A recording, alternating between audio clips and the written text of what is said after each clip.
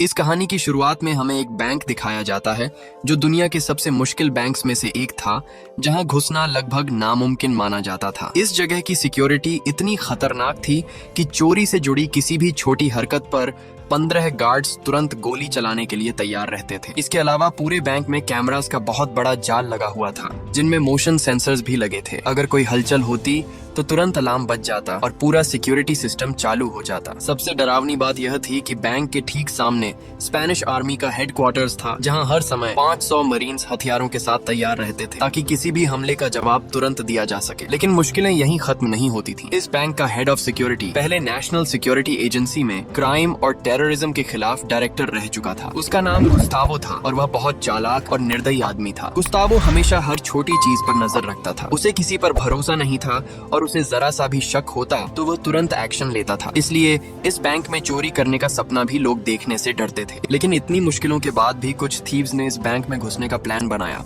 क्योंकि उनकी टीम में एक ऐसा लड़का था जिसका दिमाग किसी जीनियस से कम नहीं था। उस लड़के ने इस रहस्यमयी वॉल्ट का पूरा स्ट्रक्चर समझ लिया था और उसे खोलने का तरीका भी ढूंढ लिया था। यही वह काम था जिसे दुनिया के बड़े बड़े मास्टर थीव्स सालों से करने की कोशिश कर रहे थे, लेकिन सफल नहीं हो पाए थे। अब सवाल यह था कि आखिर यह लड़का इतनी कड़ी सिक्योरिटी वाले बैंक में घुसने वाला कैसे था, और क्या थीव्स की यह टीम अपने मिशन में सफल हो पाएगी या नहीं। कहानी में हमें वॉल्टर नाम का आदमी दिखाया जाता है जो इंग्लैंड में एक आर्टिफैक्ट सैल्वेज कंपनी चलाता था। वह समुद्र में डूबी पुरानी चीजों को ढूंढने का काम करता था। एक दिन वॉल्टर अपनी टीम के साथ समुद्र में एक पुराने जहाज की तलाश कर रहा था जो साल 1645 में डूब गया था। तभी उनकी टीम को उस जहाज का मलबा मिल गया। जेम्स नाम का डाइवर जहाज के अंदर गया और उसे वहाँ एक बॉक्स मिला। उस बॉक्स के अंदर 3 बहुत पुराने गोल्ड कॉइन्स रखे हुए थे। ये तीनों गोल्ड कॉइन्स बहुत खास थे क्योंकि इनके अंदर एक ऐसा राज छिपा था जिसे सुनकर कोई भी लालच में पड़ जाता। इन कॉइन्स की कीमत सिर्फ पैसों में नहीं थी, बल्कि इनके अंदर एक बहुत बड़ा सीक्रेट छिपा था। लेकिन इससे पहले कि वॉल्टर और उसकी टीम अपनी खोज का जश्न मनाते,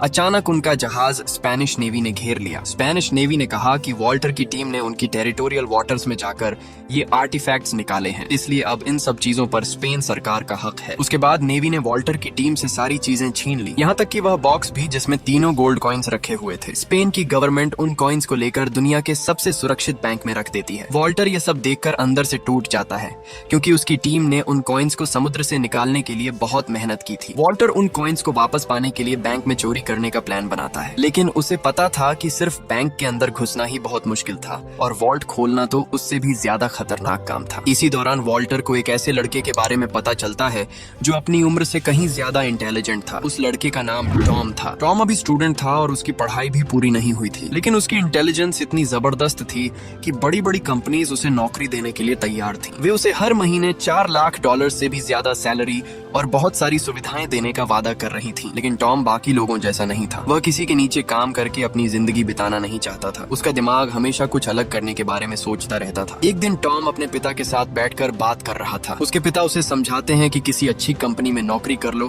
ताकि जिंदगी आसान हो जाए और तुम्हारे माता पिता भी चिंता करना छोड़ दें। लेकिन टॉम हर बार की तरह बात को घुमा देता है। वह अभी तक कोई फैसला नहीं कर पाया था क्योंकि उसका मन किसी एक रास्ते पर टिक ही नहीं रहा था। उसी समय टॉम के फोन पर एक अजीब मैसेज आता है। उस मैसेज में लिखा होता है कि मैं तुमसे मिलना चाहता हूँ क्योंकि मैं तुम्हारी जिंदगी का सबसे बड़ा मौका हूँ। टॉम यह पढ़कर हैरान हो जाता है। उसे समझ नहीं आता कि आखिर यह मैसेज किसने भेजा है और कौन उसे इतना बड़ा मौका देने की बात कर रहा है। जिज्ञासा में टॉम उस मैसेज में दिए गए इंस्ट्रक्शंस को फॉलो करने का फैसला करता है। इसके बाद वह बताए गए लोकेशन पर पहुंच जाता है। वहां उसे लोरेन नाम की लड़की मिलती है जिसे वॉल्टर ने उसे लेने के लिए भेजा था। लोरेन एक बहुत चालाक थीव थी जो पिक पॉकेटिंग और चोरी में माहिर थी। लोरेन बहुत कॉन्फिडेंस से बात करती थी और उसकी बातें सुनकर टॉम को उसके साथ एक अजीब सा कनेक्शन महसूस होता है, इसलिए वह बिना ज्यादा सवाल पूछे उसके साथ चला जाता है। लोरेन टॉम को वॉल्टर के पास लेकर जाती है। वॉल्टर टॉम को देखते ही सीधे मुद्दे पर आ जाता है क्योंकि उसके पास समय बहुत कम था। वॉल्टर कहता है कि मैं चाहता हूं कि तुम दुनिया के सबसे सुरक्षित बैंक में घुसने में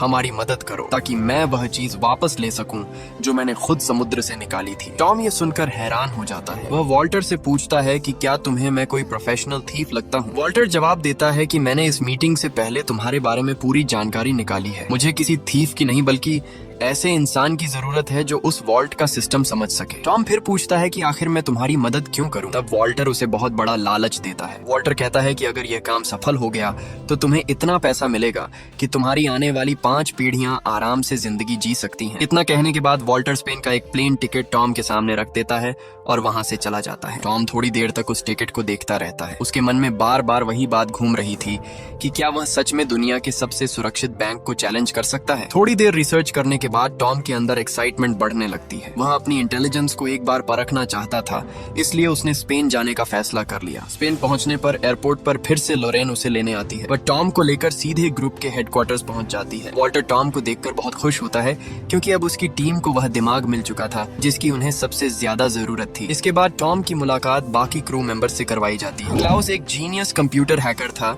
जो सिस्टम्स हैक करने में माहिर था। जेम्स कई सालों से वॉल्टर के साथ काम कर रहा था और साइमन टीम का ऐसा मेंबर था जो हर छोटे बड़े काम में सबकी मदद करता था। लेकिन टीम के बाकी लोग टॉम को देखकर ज्यादा प्रभावित नहीं होते। उन्हें लगता था कि इतना छोटा लड़का उनके जैसे प्रोफेशनल थीव्स के साथ क्या कर पाएगा। टॉम को यह सब देखकर बिल्कुल फर्क नहीं पड़ता क्योंकि उसे हमेशा अच्छा लगता था जब लोग उसे कम समझते थे। टॉम के दिमाग में सिर्फ एक ही बात चल रही थी कि समय आने पर वह सबको अपनी असली इंटेलिजेंस दिखा देगा। उसी समय क्लाउस टीम को बताता है कि उसने बैंक के कंप्यूटर सिस्टम में घुसने के लिए एक वायरस बना लिया है ताकि वह सिक्योरिटी कैमरास को कंट्रोल कर सके। लेकिन सबसे बड़ी दिक्कत ये थी कि उनके पास वॉइसमेल पासवर्ड नहीं था, इसलिए वे बैंक के सिस्टम में पूरी तरह घुस नहीं पा रहे थे। तभी टॉम के दिमाग में एक आइडिया आता है। वह कहता है कि बैंक के किसी एम्प्लॉई को कॉल करो और खुद को बैंक मैसेजिंग सर्विस बताओ। फिर उससे कहो कि उसके लिए एक वॉइस मैसेज आया है और उसे सुनने के लिए बीप के बाद अपना पासवर्ड डालना होगा। सबको टॉम का आइडिया बहुत आसान लगता है, लेकिन जब वे इसे इस्तेमाल करते हैं तो वह सच में काम कर जाता है। इस तरह क्लाउस बैंक के कुछ सर्वेलेंस डिवाइसेस तक पहुंच बना लेता है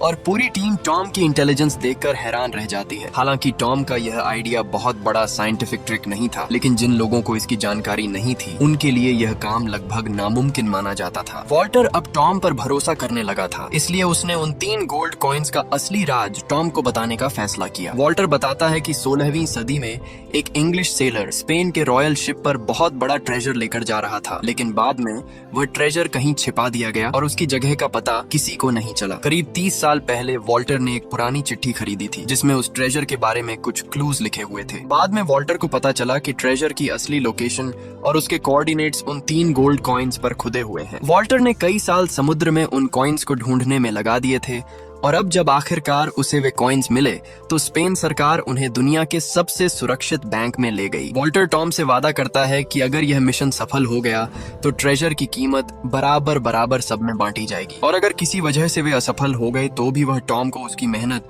और स्पेन आने के लिए अच्छा पैसा देगा। इसके बाद पूरी टीम बैठकर प्लान बनाना शुरू करती है। सबसे पहले उन्हें क्लीनिंग कंपनी को बेवकूफ बनाना था। वे बैंक बनकर क्लीनिंग कंपनी को फोन करते हैं और कहते हैं कि बैंक के अलार्म सिस्टम में दिक्कत आ गई है, इसलिए कुछ दिनों तक क्लीनिंग की जरूरत नहीं पड़ेगी। इसके बाद साइमन और टॉम क्लीनिंग वर्कर्स बनकर बैंक के अंदर जाने वाले थे। दोनों अपनी एक्टिंग बहुत अच्छे से करते हैं, इसलिए गार्ड्स को उन पर जरा सा भी शक नहीं होता। वे आराम से सिक्योरिटी गेट पार करके बैंक के अंदर पहुंच जाते हैं। अब उनका असली मिशन शुरू हो चुका था। दूसरी तरफ लॉरेन एक पेंटिंग एक्सपर्ट बनकर बैंक के अंदर जाती है। उसका काम रेयर पेंटिंग्स की जांच करना था। वह बैंक के मेन एंट्रेंस से अंदर जाती है और वहाँ उसकी मुलाकात हेड ऑफ सिक्योरिटी गुस्तावो से होती है। गुस्तावो को लोरेन पर कोई शक नहीं होता क्योंकि वह पेंटिंग्स के बारे में बहुत नॉलेज के साथ बात कर रही थी। लोरेन जानबूझकर गुस्तावो को अपना बबल टी पकड़ने के लिए देती है ताकि वह उसका फिंगरप्रिंट हासिल कर सके। उधर क्लाउस घर से कैमरास के जरिए पूरी टीम पर नजर रख रहा था। वह साइमन को सिग्नल देता है कि टेक्निकल रूम में जाकर डिवाइस कनेक्ट करो। साइमन चुपके से वहां पहुंच जाता है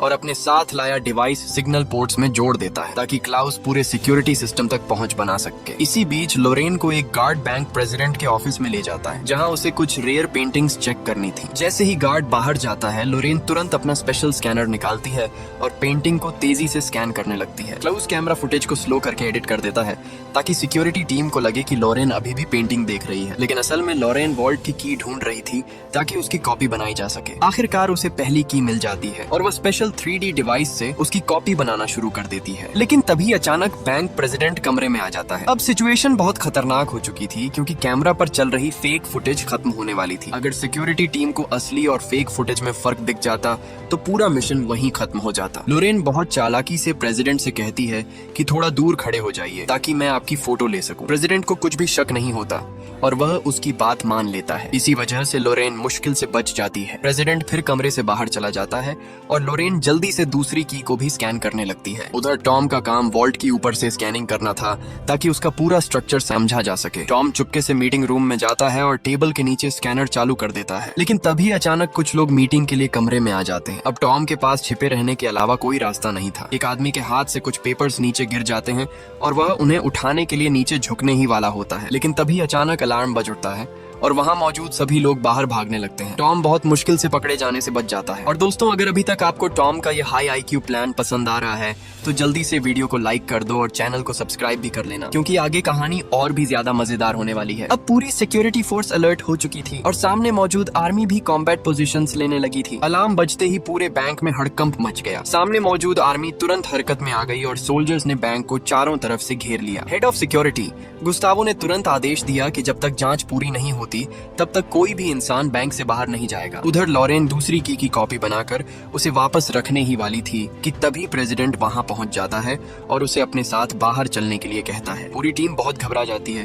क्योंकि अगर की वापस अपनी जगह नहीं रखी गई तो सब पकड़े जाते। तभी टॉम खुद आगे आने का फैसला करता है। लोरेन जल्दी से की नीचे गिरा देती है ताकि टॉम उसे पकड़ सके। खुशकिस्मती से टॉम सही समय पर की पकड़ लेता है और उसे जमीन पर गिरने नहीं देता। इसके बाद वह चुपके से की वापस सेफ में रख देता है, लेकिन जैसे ही टॉम अपना काम खत्म करता है तभी एक गार्ड कमरे में आ जाता है और टॉम को देखकर चौंक जाता है। गार्ड उससे पूछता है कि तुम यहाँ क्या कर रहे हो। टॉम तुरंत एक्टिंग करते हुए कहता है कि उसने हेडफोन्स लगाए हुए थे, इसलिए उसे अलार्म सुनाई नहीं दिया। गार्ड उसे तुरंत बाहर निकलने को कहता है और टॉम वहां से बचकर निकल जाता है। इसी बीच गुस्तावो को पता चलता है कि अलार्म सिग्नल वॉल्ट की तरफ से आया था। वह तुरंत गार्ड्स को वहां जांच करने भेजता है, लेकिन जब गार्ड्स नीचे पहुंचते हैं तो उन्हें वहां कुछ भी सस्पिशियस नहीं मिलता। आखिर में गुस्तावो मजबूरी में सभी लोगों को घर जाने की इजाजत दे देता है। बैंक से मिली इन्फॉर्मेशन के बाद टॉम अपनी इंटेलिजेंस का असली कमाल दिखाना शुरू करता है। वह वॉल्ट की स्कैनिंग को ध्यान से चेक करता है। तभी उसे एक ऐसी जगह दिखती है जिसे स्कैनर ठीक से एनालाइज नहीं कर पाया था। टॉम तुरंत समझ जाता है कि वहाँ पानी मौजूद है। जांच करने पर उसे पता चलता है कि वॉल्ट के ऊपर एक बहुत बड़ा वाटर टैंक बना हुआ है। 19वीं सदी के इंजीनियर्स ने वॉल्ट को बचाने के लिए बहुत खतरनाक ट्रैप तैयार किया था। अगर कोई अंदर घुसने की कोशिश करता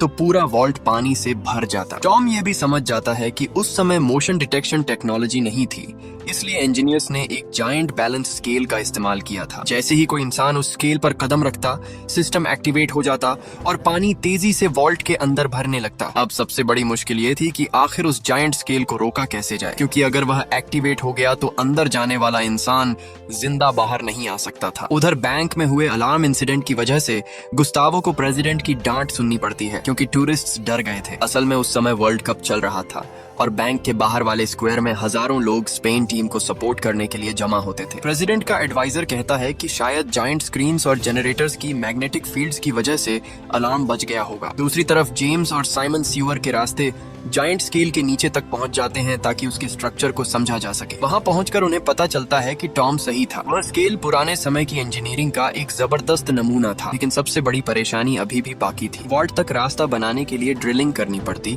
और उसमें कम से कम 15 दिन लगते। अगर वे जल्दी करने के लिए तेज ड्रिलिंग करते तो बहुत आवाज होती और गार्ड्स उन्हें पकड़ लेते। उनकी पूरी उम्मीद वर्ल्ड कप पर टिकी हुई थी, क्योंकि उसी दौरान बाहर बहुत ज्यादा भीड़ होती थी। लेकिन प्रॉब्लम यह थी कि फाइनल मैच सिर्फ 8 दिन बाद होने वाला था और उनके पास बहुत कम समय बचा था। इतनी मुश्किलों को देखकर वॉल्टर हार मानने के बारे में सोचने लगता है। बाकी टीम भी धीरे धीरे उम्मीद खोने लगती है, लेकिन कई बार मुश्किल समय इंसान के दिमाग को और तेज बना देता है। एक दिन वॉल्टर सामने वाली बिल्डिंग की छत पर चढ़ जाता है और वहाँ उसे एक जरूरी चीज दिखाई देती है। जब नीचे फुटबॉल फैंस जोर जोर से चिल्लाते थे तब मोशन डिटेक्शन कैमरास क्राउड की तरफ फोकस हो जाते थे। इसका मतलब था कि अगर सही समय चुना जाए तो वे ऊपर से बैंक में घुस सकते थे। लेकिन ये प्लान तभी पॉसिबल था जब स्पेन की टीम फाइनल तक पहुंचती। कुछ समय बाद उनकी किस्मत साथ देती है और स्पेन टीम सेमीफाइनल जीतकर फाइनल में पहुंच जाती है। अब उनके सामने सिर्फ एक ही चैलेंज बचा था, किसी तरह उस जायंट स्केल को रोकना ताकि वे वॉल्ट तक पहुंच सके। इसी दौरान गुस्तावो बैंक के कंट्रोल रूम में ड्यूटी कर रहा था। तभी उसने कुछ सैनिटेशन वर्कर्स को आपस में बात करते हुए सुना। वे कह रहे थे कि कुछ दिन पहले बैंक की तरफ से फोन आया था जिसमें क्लीनिंग कैंसिल करने को कहा गया था क्योंकि अलार्म सिस्टम में दिक्कत थी। ये सुनते ही गुस्तावो को अचानक टॉम और साइमन याद आ जाते हैं जो नए क्लीनिंग वर्कर्स बनकर बैंक के अंदर आए थे। उसे तुरंत शक होने लगता है। वह बिना समय गंवाए पुराने कैमरा फुटेज निकलवाता है और टॉम और साइमन की रिकॉर्डिंग्स चेक करने लगता है। अब गुस्तावो को यकीन हो चुका था कि कुछ बड़ा खेल चल रहा है, लेकिन प्रॉब्लम यह थी कि टॉम और साइमन का कोई क्रिमिनल रिकॉर्ड नहीं था। इसी वजह से फेशियल रिकॉग्निशन सिस्टम उनकी असली पहचान तुरंत नहीं ढूंढ पाया। इसके बाद गुस्तावो बैंक की सिक्योरिटी और ज्यादा बढ़ा देता है। वह गार्ड्स की संख्या दोगुनी कर देता है और हर कोने में नए सर्वेलेंस डिवाइसेस लगवा देता है। उधर टॉम कई रातों से सो नहीं रहा था। वह लगातार जायंट स्केल को रोकने का तरीका ढूंढ रहा था। काफी सोचने के बाद आखिरकार उसके जीनियस दिमाग में एक आइडिया आता है। टॉम समझ जाता है कि नाइट्रोजन गैस की मदद से मेटल को फ्रीज किया जा सकता है। अगर जायंट स्केल को पूरी तरह फ्रीज कर दिया जाए तो वह एक्टिवेट नहीं होगा, लेकिन इतना बड़ा स्केल फ्रीज करने के लिए कम से कम 500 किलो नाइट्रोजन गैस की जरूरत थी। साइमन इस काम की जिम्मेदारी लेता है और पूरी टीम प्लान को फाइनल करने लगती है। सबसे पहले उन्हें गुस्तावो का फेक फिंगरप्रिंट बनाना था ताकि वॉल्ट का सिक्योरिटी सिस्टम खुल सके। इसके बाद उन्होंने वॉल्ट की दोनों कीज की कॉपी भी तैयार कर ली। उधर वॉल्टर सीक्रेटली 3 फेक कॉइन्स भी बनवा लेता है, लेकिन वह किसी को नहीं बताता कि इन फेक कॉइन्स का असली इस्तेमाल क्या होने वाला है। आखिरकार वह दिन आ जाता है जिसका सबको इंतजार था। स्पेन और डच टीम्स के बीच वर्ल्ड कप फाइनल शुरू होने वाला था। पूरा शहर फुटबॉल के जोश में डूबा हुआ था और बैंक के बाहर हजारों लोग जमा थे। अब सेंचुरी की सबसे बड़ी चोरी शुरू होने वाली थी। टीम का हर मेंबर अपने अपने पोजीशन पर तैयार था। टॉम, लोरेन और जेम्स सामने वाली बिल्डिंग की छत पर पहुंच जाते हैं। तीनों रोप्स की मदद से दूसरी बिल्डिंग की तरफ स्विंग करते हैं और फिर ग्लास कटर से रूफ का शीशा काट देते हैं। इसके बाद वे रोप्स के सहारे धीरे धीरे बैंक के अंदर उतर जाते हैं। उधर क्लाउस कैमरास के जरिए गार्ड्स की हर मूवमेंट देख रहा था और लगातार टीम को सिग्नल्स दे रहा था। उसकी मदद से तीनों गार्ड्स की नजरों से बचते हुए आगे बढ़ते जाते हैं। फिर वे वेंटिलेशन डक्ट्स के रास्ते वॉल्ट की तरफ जाने लगते हैं। उधर गुस्टावो आज बहुत ज्यादा अलर्ट था क्योंकि उसे अंदर से महसूस हो रहा था कि थीव्स आज ही अटैक करेंगे। इसलिए वह खुद कंट्रोल रूम में बैठकर हर चीज पर नजर रख रहा था। कुछ देर बाद टॉम, लोरेन और जेम्स वेंटिलेशन डक्ट के जरिए एक बहुत बड़े खाली हिस्से तक पहुंचते हैं। दोनों बिल्डिंग्स के बीच बहुत गहरी खाई जैसी जगह थी जिसे पार करना आसान नहीं था। तीनों जल्दी जल्दी एक लैडर जोड़ते हैं ताकि दूसरी तरफ पहुंच सके। जेम्स सबसे आखिर में लैडर पर चढ़ता है, लेकिन जब वह बीच में पहुंचता है तभी लैडर फिसलने लगती है। जेम्स पूरी ताकत से जंप लगाने की कोशिश करता है, लेकिन उसका बैलेंस बिगड़ जाता है। खुशकिस्मती से टॉम सही समय पर उसका हाथ पकड़ लेता है और जेम्स मौत के मुंह में जाने से बच जाता है। उसी समय क्लाउस वॉल्ट के पहले सिक्योरिटी डोर का कोड हैक कर लेता है। अब तीनों पहला डोर खोलकर अंदर पहुंच जाते हैं, लेकिन उनके सामने अभी भी एक और बहुत मजबूत सिक्योरिटी डोर मौजूद था। अब गुस्तावो के फेक फिंगरप्रिंट और दोनों कीज का इस्तेमाल करने का समय आ चुका था। ये डोर तभी खुल सकता था जब 3 लोग एक साथ सिस्टम इस्तेमाल करें। फिंगरप्रिंट और दोनों कीज मैच हो जाते हैं और आखिरकार वॉल्ट का अंतिम दरवाजा खुल जाता है। अब उनके सामने वह जायंट स्केल मौजूद था जिसके ऊपर वॉल्ट का पूरा फ्लोर बना हुआ था। नीचे सीवर में मौजूद साइमन को सिग्नल मिल जाता है और वह तुरंत जायंट स्केल के बेस पर नाइट्रोजन गैस छोड़ना शुरू कर देता है। पूरी टीम सांस रोककर इंतजार करने लगती है क्योंकि अगर ये प्लान फेल हो गया तो सबकी मौत तय थी। कुछ देर बाद चमत्कार जैसा होता है और जायंट स्केल पूरी तरह फ्रीज हो जाता है। टॉम सबसे पहले आगे बढ़ने का फैसला करता है ताकि चेक कर सके कि रास्ता सुरक्षित है या नहीं। जब उसे यकीन हो जाता है कि स्केल रिएक्ट नहीं कर रहा, तब बाकी लोग भी जल्दी से अंदर पहुंच जाते हैं। अब तीनों उस बॉक्स को ढूंढने लगते हैं जिसमें 3 गोल्ड कॉइन्स रखे हुए थे। उधर कंट्रोल रूम में बैठे गुस्तावो को अचानक पता चलता है कि लॉबी के कुछ सेंसर्स बंद हो चुके हैं। यह देखते ही वह समझ जाता है कि थीव्स बैंक के अंदर घुस चुके हैं। वह तुरंत पूरी सिक्योरिटी टीम को अलर्ट कर देता है और आर्मी सपोर्ट को भी बैंक घेरने का आदेश दे देता है। इसी बीच नीचे जायंट स्केल के पास नाइट्रोजन गैस का असर धीरे धीरे खत्म होने लगता है। स्केल दोबारा एक्टिवेट होने लगता है और खतरा फिर से बढ़ जाता है। खुशकिस्मती से लोरेन को आखिर वह बॉक्स मिल जाता है जिसमें 3 कॉइन्स रखे हुए थे, लेकिन जैसे ही जेम्स उस बॉक्स को देखता है वह अचानक गन निकाल लेता है और लोरेन पर तान देता है। जेम्स कहता है कि बॉक्स उसे दे दो। ये देखकर टॉम और लोरेन दोनों हैरान रह जाते हैं। तभी जेम्स अपना असली सच बताता है। वह असल में ब्रिटिश क्राउन का एजेंट था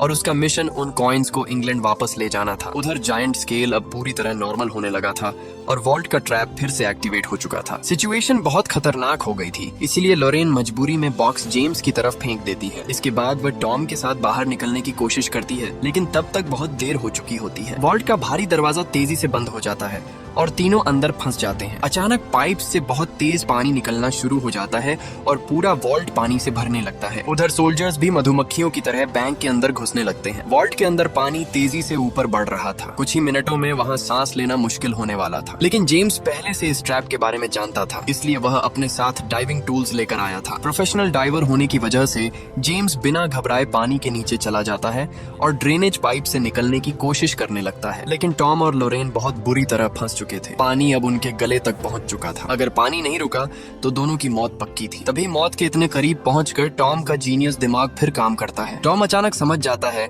कि इस प्रॉब्लम का जवाब वेट में छिपा है। वो तुरंत साइमन को कहता है कि जायंट स्केल पर जितना हो सके उतना ज्यादा वजन डालो। साइमन बिना समय गंवाए खाली नाइट्रोजन गैस सिलेंडर स्केल पर रखना शुरू कर देता है। इतना ही नहीं, वह खुद भी स्केल पर बैठ जाता है ताकि ज्यादा वेट पड़ सके। उधर घर पर बैठे वॉल्टर और क्लाउस भी अपने साथियों के लिए प्रार्थना कर रहे थे और तभी एक बार फिर मिरेकल हो जाता है। वॉल्ट में पानी छोड़ने वाले पाइप्स धीरे धीरे बंद होने लगते हैं। टॉम और लोरेन आखिरी समय पर मौत से बच जाते हैं। कुछ देर बाद वॉल्ट तक पहुंचने वाला रास्ता फिर से खुल जाता है। इसी समय गार्ड्स और गुस्तावो तेजी से वॉल्ट के अंदर पहुंचते हैं, लेकिन अंदर पहुंचकर वे हैरान रह जाते हैं क्योंकि वॉल्ट पूरी तरह खाली था। गुस्तावो समझ ही नहीं पाता कि आखिर थीव्स गायब कहां हो गए। थोड़ी देर सर्च करने के बाद उसे पता चलता है कि थीव्स पानी के पाइप और वेंटिलेशन डक्ट के जरिए भाग निकले हैं। ये जानकर गुस्तावो गुस्से से भर जाता है और पूरे बैंक में सर्च ऑपरेशन शुरू करवा देता है। टॉम और लोरेन पुराने वेंटिलेशन डक्ट के अंदर तेजी से भाग रहे थे, लेकिन अब सिचुएशन पहले से ज्यादा खतरनाक हो चुकी थी। क्लोज कैमरास के जरिए उनकी मदद नहीं कर पा रहा था क्योंकि सोल्जर्स ने लगभग हर एग्जिट को घेर लिया था। बैंक की विंडोज भी बुलेट प्रूफ ग्लास से बनी थी, इसलिए उन्हें तोड़कर बाहर निकलना नामुमकिन था। तभी लोरेन को अचानक एक पुराना रास्ता याद आता है। वह टॉम से कहती है कि उसके पीछे आओ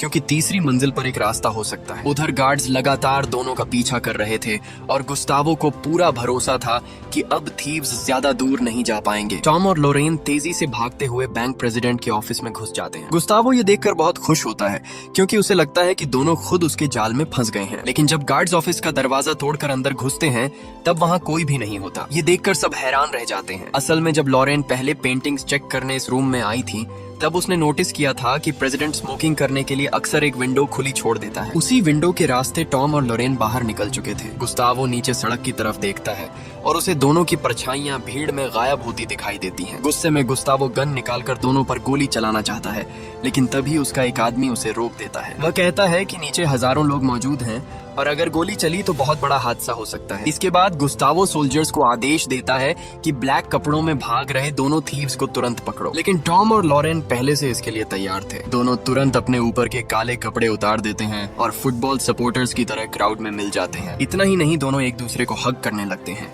और ऐसे बिहेव करते हैं जैसे कोई नॉर्मल कपल हो। अब सोल्जर्स दोनों को पहचान ही नहीं पाते और मजबूरी में सर्च बंद करनी पड़ती है। कुछ समय बाद वॉल्टर मार्गरेट नाम की महिला से मिलने जाता है। मार्गरेट और जेम्स दोनों इंग्लैंड की इंटेलिजेंस एजेंसी के एजेंट्स थे। वॉल्टर चाहता था कि कॉइन्स के बदले कोई डील हो जाए, लेकिन मार्गरेट सीधे उसे धोखा दे देती है। उधर जेम्स तीनों कॉइन्स लेकर इंग्लैंड पहुंचता है और एक प्रोफेसर की मदद से ट्रेजर की लोकेशन ढूंढने की कोशिश करता है। लेकिन जेम्स ये नहीं जानता था कि वॉल्टर को पहले से उस पर शक था। इसीलिए वॉल्टर ने लॉरेन से असली कॉइन्स बदलवा कर फेक कॉइन्स रखवा दिए थे। अब जेम्स और मार्गरेट जिन कॉइन्स को असली समझ रहे थे वे नकली थे। उन फेक कॉइन्स पर ट्रेजर के सही कोऑर्डिनेट्स थे ही नहीं। ये बात पता चलते ही जेम्स और मार्गरेट दोनों गुस्से से भर जाते हैं। दूसरी तरफ फ्रांस के पश्चिमी हिस्से में मौजूद एक आइलैंड पर वॉल्टर की पूरी टीम आराम कर रही थी। मिशन पूरा होने के बाद अब सभी काफी खुश थे। टॉम ने भी अब पायलट लाइसेंस हासिल कर लिया था और वह प्लेन उड़ाना सीख चुका था। तभी लॉरेन तीनों असली कॉइन्स निकालती है और उनमें दिए गए कोऑर्डिनेट्स चेक करने लगती है। लेकिन कोऑर्डिनेट्स देखकर पूरी टीम चौंक जाती है। ट्रेजर किसी पुराने आइलैंड या समुद्र में नहीं बल्कि इंग्लैंड के एक और बड़े बैंक में छिपा हुआ था और यह बैंक भी दुनिया के सबसे मॉडर्न और हाई सिक्योरिटी बैंक्स में से एक था। अब उनके सामने एक नया चैलेंज खड़ा हो चुका था। चारों समझ जाते हैं कि असली एडवेंचर अभी खत्म नहीं हुआ है। अब उन्हें उस नए बैंक में घुसकर ट्रेजर हासिल करना था। कहानी यही खत्म होती है और आगे उनके नए मिशन की शुरुआत होने वाली थी। अगर आपको ये मूवी पसंद आई हो तो वीडियो को लाइक जरूर करना